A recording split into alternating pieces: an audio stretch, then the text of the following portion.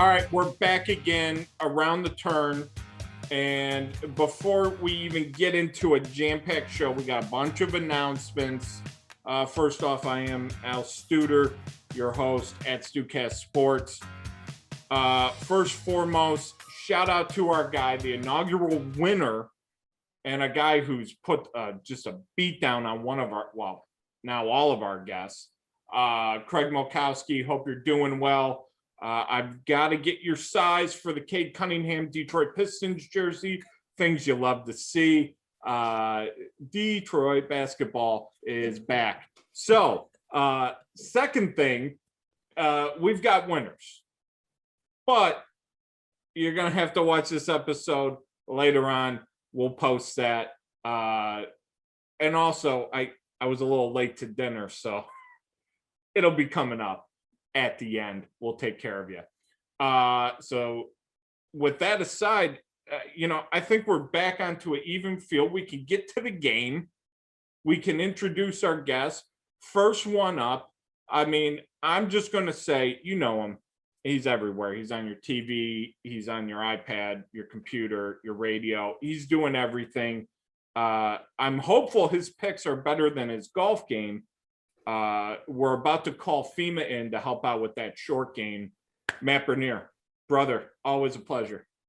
Likewise, Stu. How's everything going? Happy to be here. Yeah, the golf game is a little lackluster right now. I actually had a lesson earlier this morning, so hopefully that's going to iron some things out. But it's still, I guess, reasonably early. We're not even into July yet, so all's good there. And hopefully I can smoke out a couple winners here this evening. Did you hear him? He said he's ironing out the game with the lesson. Did you hear that? Yeah, Pun I just would love to have a life where I could just go, yeah, it's 9:30. I should go take a golf lesson. That would be. You plan accordingly. That's all. You got to lock up one time of the day.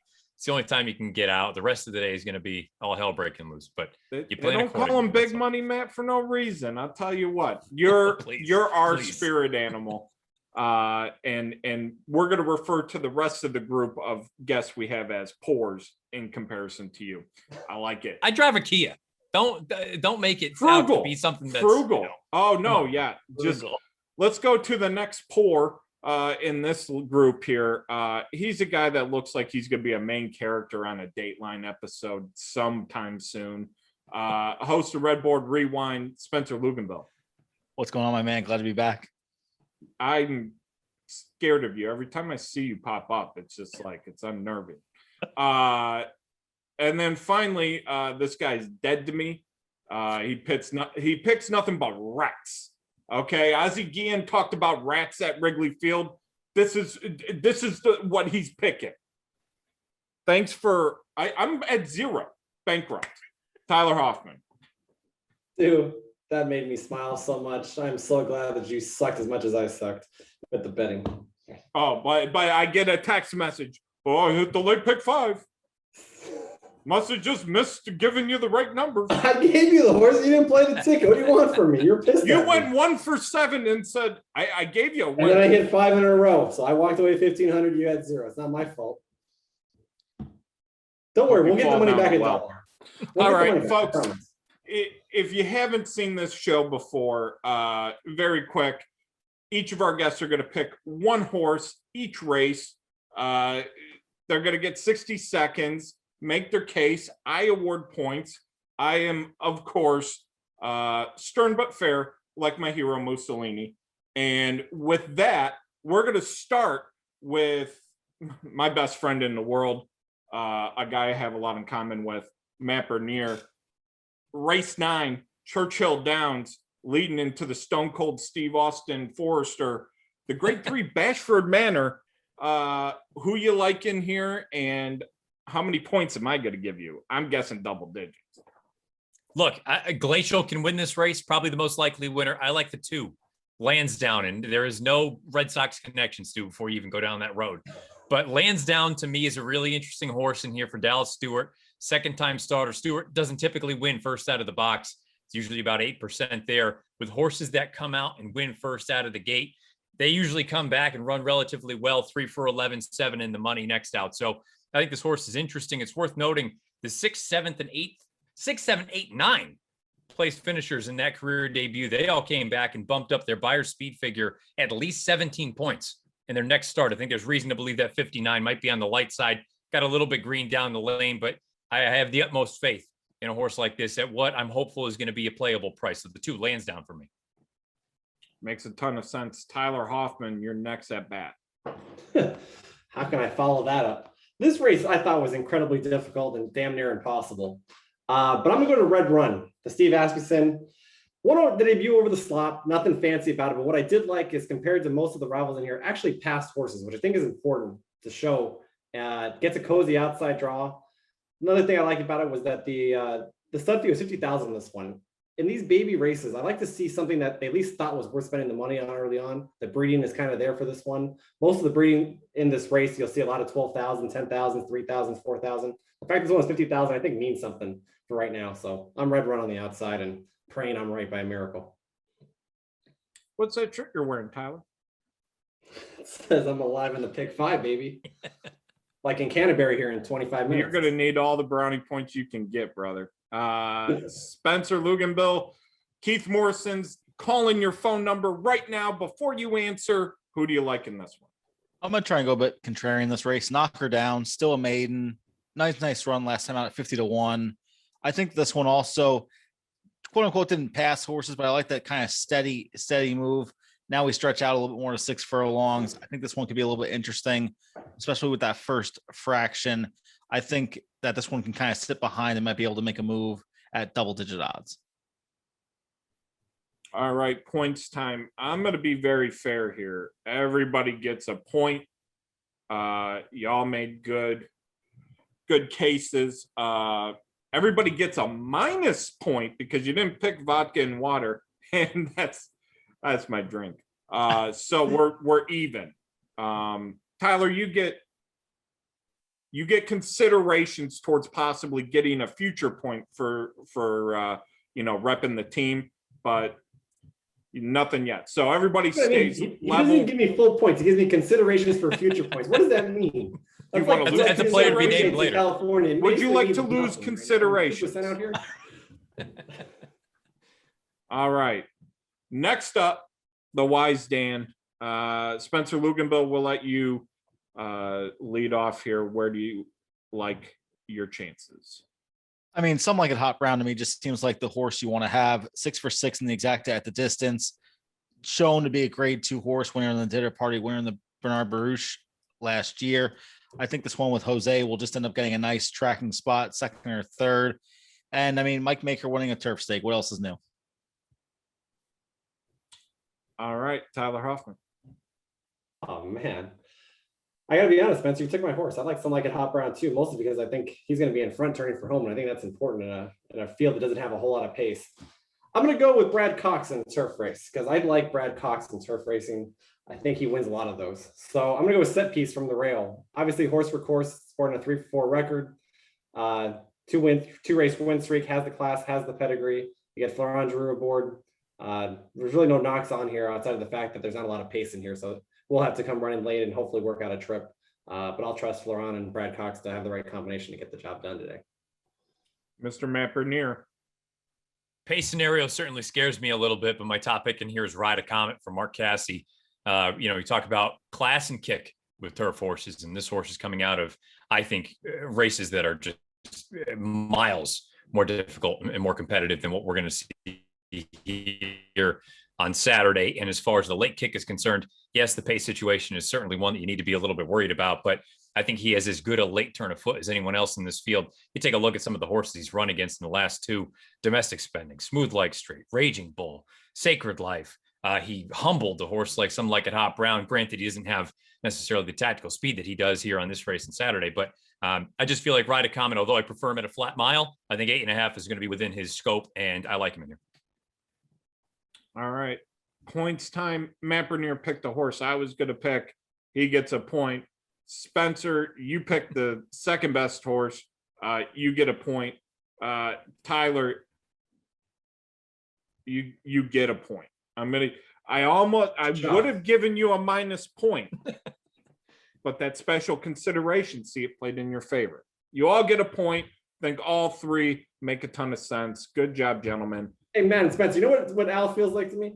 It kind of feels like Scott Foster fishing in a CP3 game, you know? You just don't expect any calls to go your way. I am 100% down the middle, straight and narrow. People call me Tim Donaghy of podcasts. That's what they call me. Okay. That's not a good thing. Well, I mean, Mike, you know, do you want negative points, Matthew? exactly. There we go. That's, you know what? I'll keep my mouth shut. But All right. Jeez, this guy gets one golf bet in and thinks he's, All right. We're into giving some Stone Cold Stunners right now. We've got the Stone Cold Stephen Foster extravaganza. Who knows what the grade is anymore on this? Tyler Hoffman, what do you like? So I was on Quigley's Corner on Sunday, Father's Day, with my dad, and we talked about our handicap. This guy with the name dropping. What happens in Southern California is where all the stars and celebrities are at, like Quigley. So anyway, we talked about speed, and more speed. That's the first thing that we look for in our handicapping. And there is no doubt Warriors Charge is going to be in front of this race.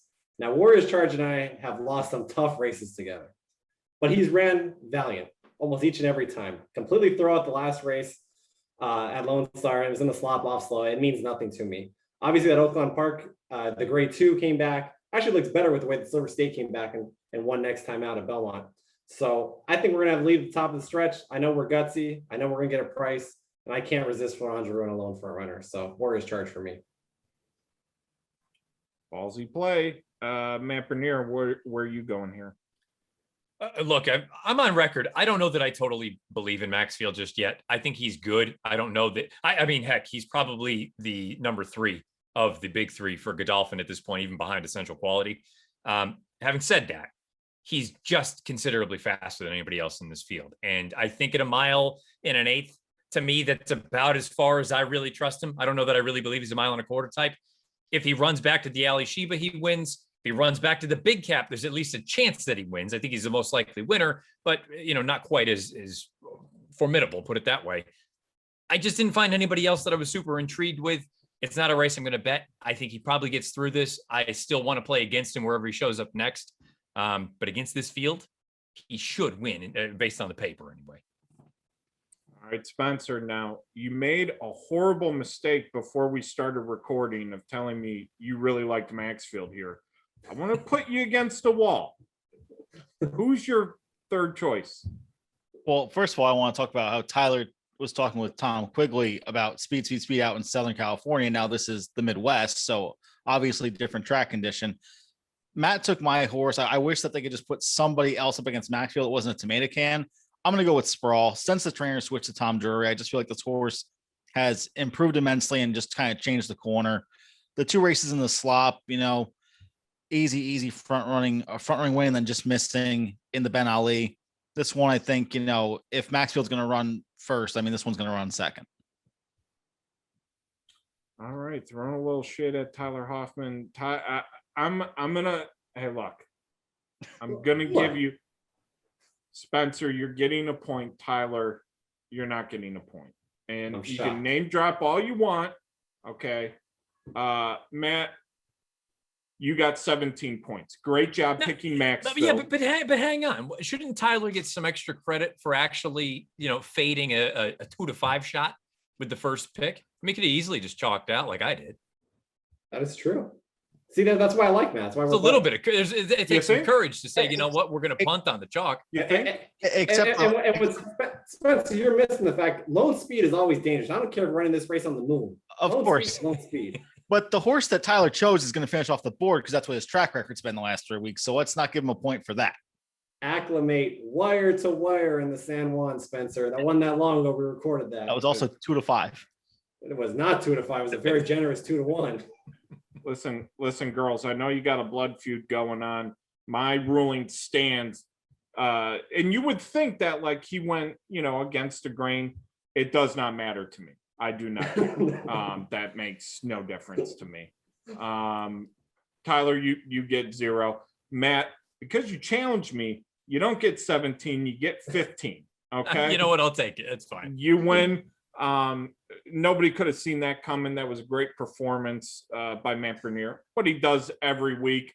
Matt, if folks haven't, and I'm sure they have, if they haven't checked out your program here on the In the Money YouTube network, what do you got in store for them this week?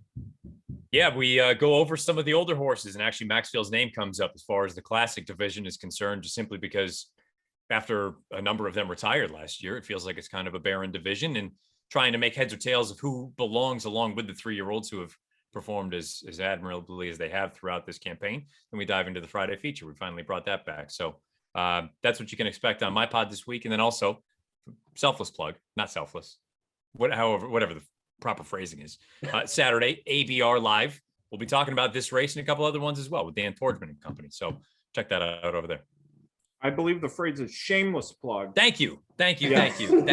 Yeah, Slipped my mind there for a moment. And here's the thing. It's a nonsensical term that PTF came up with years ago because he's a shill. He's always selling something. So, yeah, beautiful. Check out Matt's work. Redboard Rewind this week, Spencer. What do you got in store for us? Maybe dropping a Scotty McKeever pod, should be dropped in the next couple hours.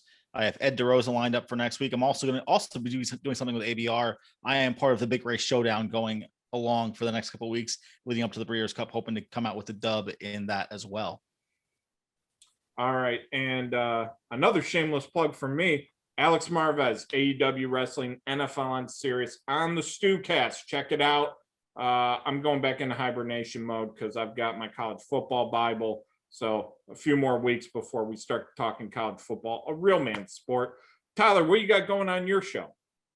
I'm just listening to your 3 shows. Is all I'm doing. I'm just soaking in all the information. That's it. I have nothing else to plug. He knows he can go through and just cross out anybody that we select because they're going to run up the Just tree. want to fade you guys. Like Process of elimination. He can go through and say, this one likes this one. No good. No I'll good. tell you what, if he hits a double on Saturday at Churchill, I'd be amazed. I'd be shocked. How would you know anyway? I won't give it to you. Hey, look, you know what? I don't want your picks. Well, no, actually, give me your picks because I'm going to fade you. I'm going to fade you all Saturday. We'll see how that goes. Screenshot these text messages and put you on blast on Twitter like no other. Just send it right to Swift. It'll be all right. Yeah. Oh, wow. No, I'm not trying to open a Pandora's box. Yeah.